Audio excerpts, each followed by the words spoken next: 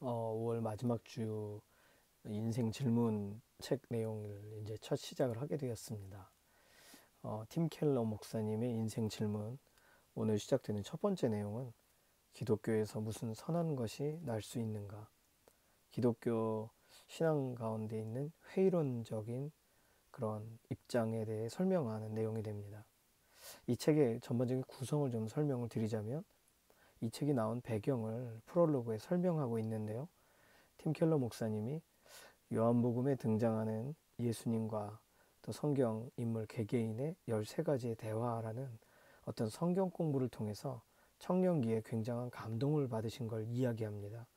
그 내용을 이렇게 읽다 보면요, 예수님이 지금 우리 삶에 실질적인 해답을 주실 수 있다는 사실에 굉장히 충격을 받으셨던 거예요.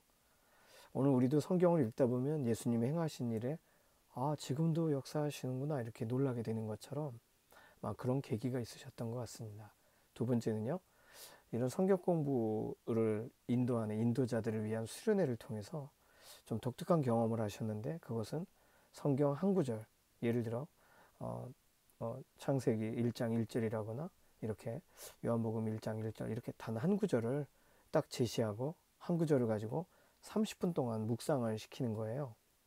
그래서 30분 동안 묵상하면서 30가지의 자기가 묵상을 통해 발견한 내용을 적는 실습을 한 이야기가 이 설명이 되어 있습니다. 자세히 설명을 드릴 수 없지만, 그것을 통해서 그 수련에 인도하셨던 분이 얘기한 거는, 여러분이 가장 특별한 깊은 묵상을 몇 분째에 하게 됐습니까?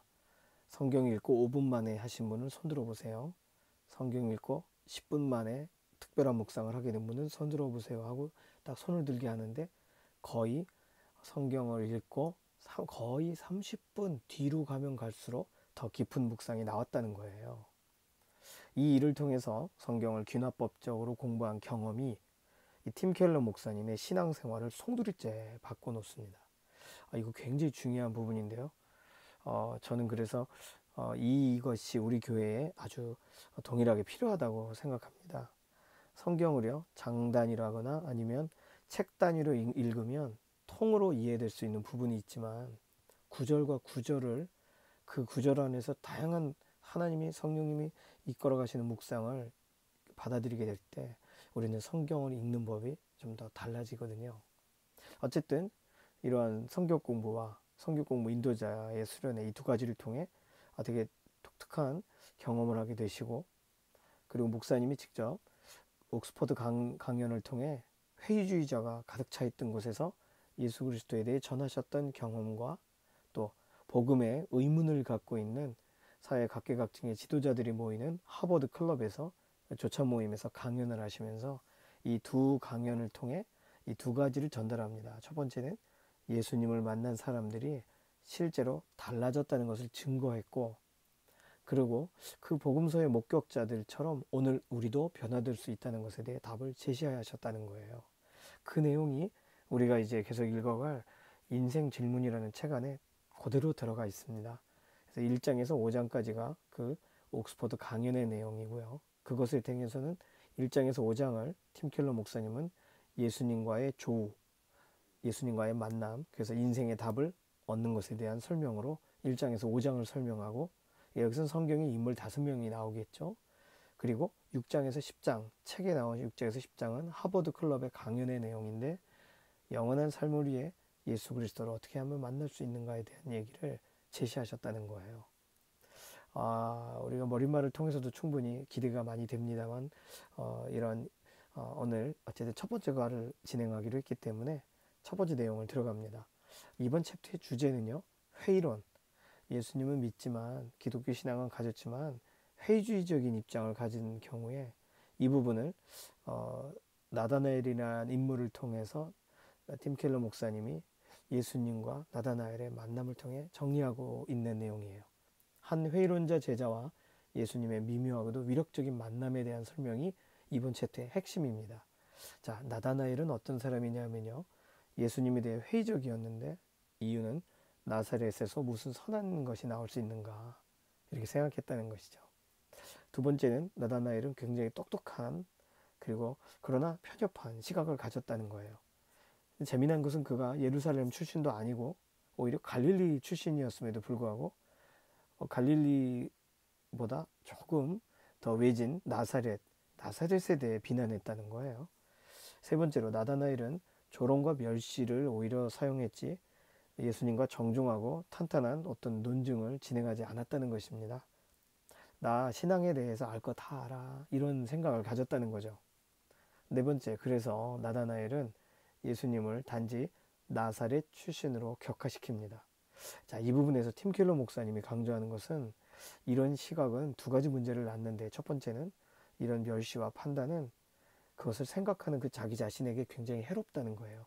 파괴적인 생각으로 간다는 것이고, 두 번째는 이런 태도는 자신이 모르게 자신이 갖고 있는 가치관의 원 뿌리를 잘라내는 것과 같다는 거예요. 이것에 대해 설명은 한 몇 페이지로 길게 설명하셨는데, 요약하자면 창세기 본문 안에서 고대 근동 사회의 전통을 들여다보면 지금 우리가 생각하는 윤리와 기준은 존재하지 않는다는 걸 보게 된다는 겁니다. 다시 말해서 지금 우리의 윤리와 기준은요, 기독교의 어떤 가르침에서부터 이 땅의 서구 사회의 변화를, 또 우리 사회의 변화를, 사회의 혁신을 일으킨 것은 기독교를 통해서라는 거죠. 예를 들면 약자를 배려한다거나 가난한 자를 위해 돕는다거나 이런 이야기들이 우리의 기본적 사회의 내용에 들어가 있지 않았다는 거예요. 이건 기독교적 가치에서 시작되었다는 것입니다.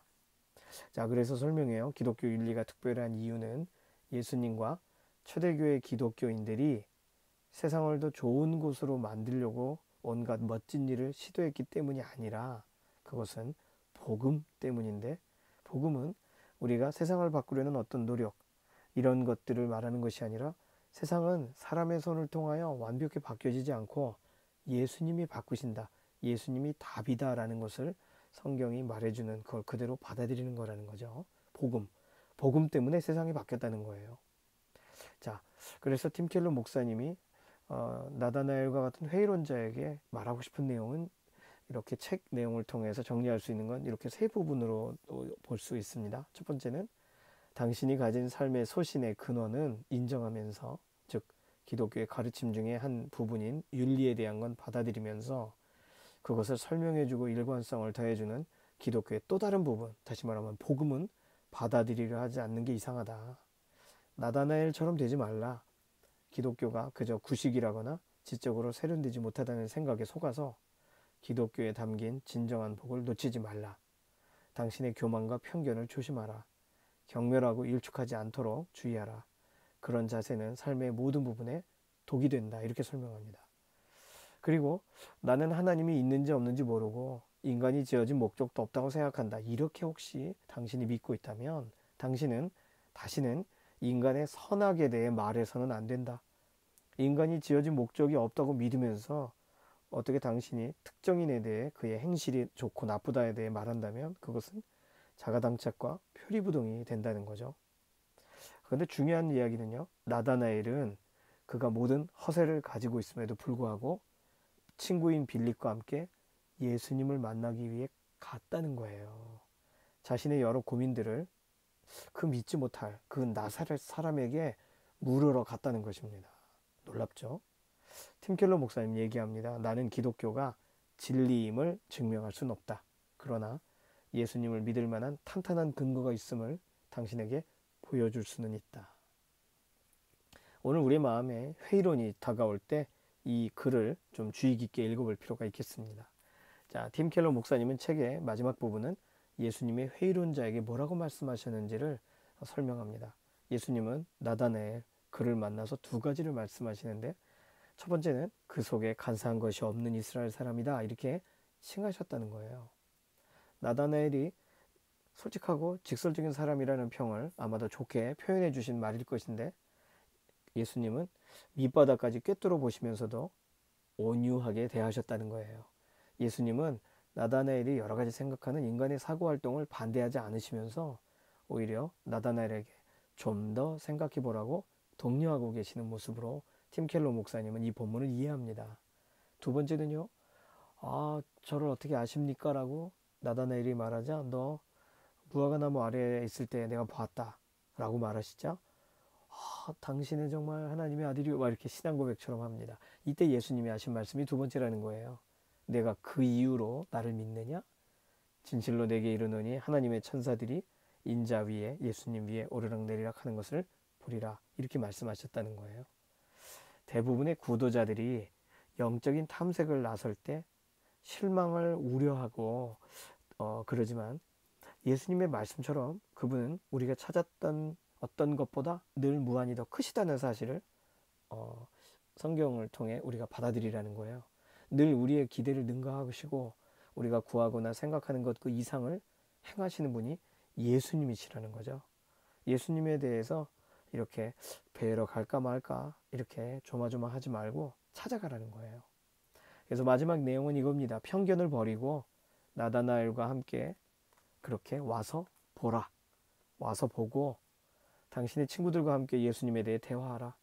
당신이 기대하고 바라고 꿈꾸는 게 무엇이든 당신이 나사렛 그곳에서 뭐 선한 게 있겠어라고 말한 그 나사렛에서 그보다 훨씬 큰 무언가를 만나게 될 것이다. 이렇게 설명합니다.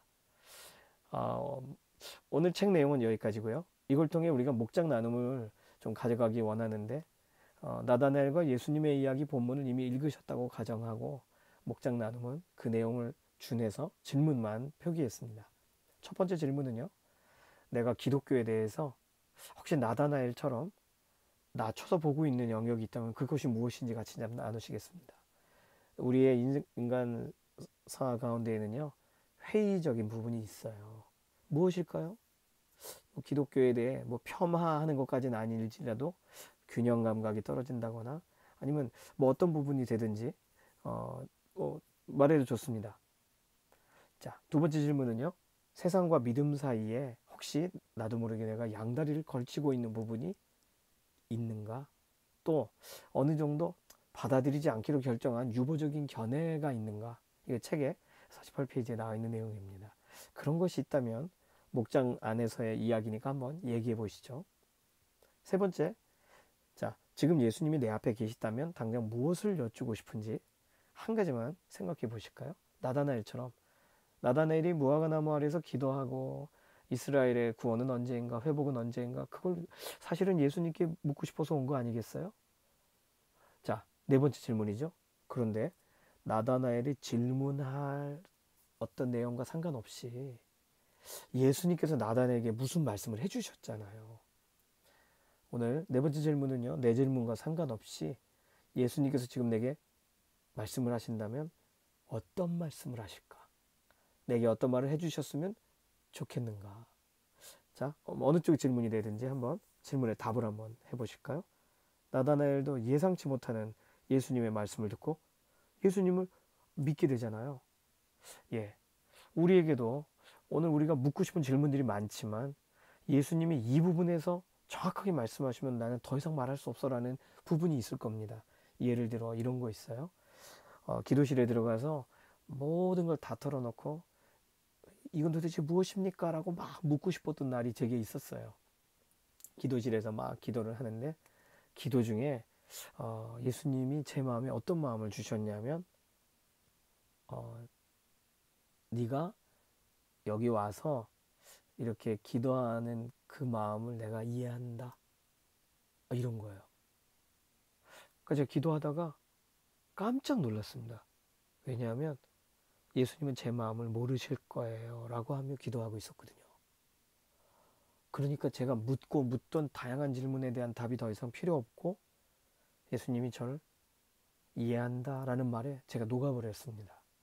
네 번째 질문은 바로 그런 거예요. 지금 예수님께 듣고 싶으신 말씀은 어떤 건가요? 너 지금 잘하고 있어? 이런 건가요? 한번 생각해 보시죠. 자, 다섯 번째 질문은요. 서로를 위한 기도를 하면서 목장 나눔을 정리합니다. 질문은 아니에요. 그런데 서로를 위해 기도하려면 기도 제목을 조금씩 들으실 필요가 있겠죠. 길지는 않게 짧게 나누시면서 서로 기도하시면 되겠습니다. 자, 목장에 속한 동역자들의 이번 한 주간이 예수님과 더 깊이 만나는 특별한 만남이 되도록 축복하는 기도로 맞춰주시면 되겠고요. 다음 주 내용은 뭐냐면 6월 첫째 주에는요. 인생 질문 두 번째 장 기득 극층과 소외층이 있는 현 세상에 뭔가 잘못된 것이 아닌가? 인사이더 아웃사이더의 이야기, 다시 말하면 니고데모와 같은 기독권과 사마리아 여인과 같은 소외층. 자, 이 부분은 어떻게 팀 켈러 목사님과 함께 이 질문들을 풀어가실지 책을 가지신 분들은 읽어오시고요. 그렇지 않은 분들은 기대하시면서 다음 주 같이 나누면 좋겠습니다. 자, 오늘 첫 시간 이렇게 진행되었는데요. 잠깐 기도하겠습니다. 살아계신 하나님 감사합니다. 우리가 질문이 많습니다.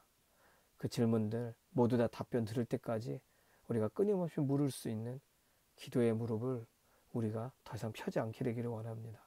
그런데 우리가 질문하고 또 질문하고 질문의 산을 넘는 동안 우리의 마음을 정확하게 이해하시는 나다나엘을 찾아 나다나엘에게 말씀하셨던 예수님의 그 말씀이 우리에게도 들려지기를 원합니다. 우리가 원하는 건 그런 것입니다.